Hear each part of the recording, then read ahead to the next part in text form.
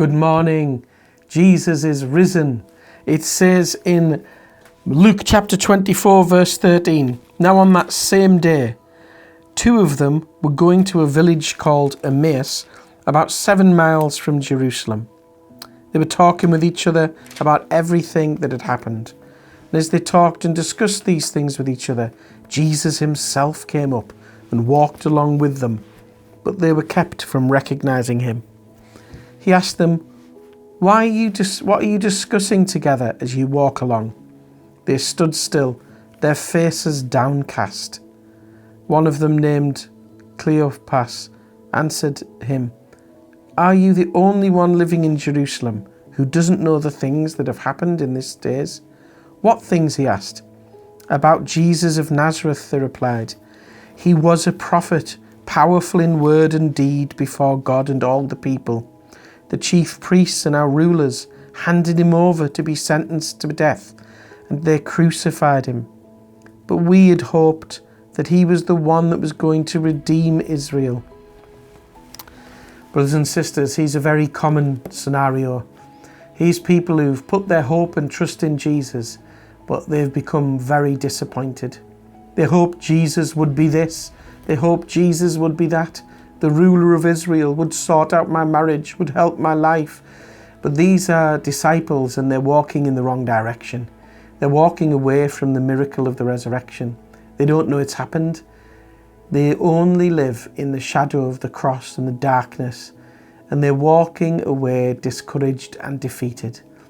But good news is coming to them, and Jesus is walking with them. Brothers and sisters, if there's anyone today who's walking in this direction, be encouraged. Maybe you're very discouraged at the moment. Maybe you'd hoped for great things that have not happened. Maybe your hope has been in Jesus, but it's been ill-founded and through selfish motives or the wrong thing at the wrong time. And you know, God isn't here to do our will on earth. We're here to do his. And sometimes we have to go through dark times where seemingly everything has gone wrong. These disciples were very downcast and discouraged as they walked away.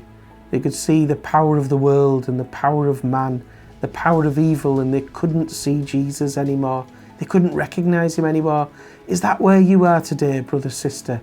Do you just put the news on and get discouraged? You switch the TV on and feel full of fear and darkness, like the light has failed, like Jesus doesn't have any power or isn't risen from the dead?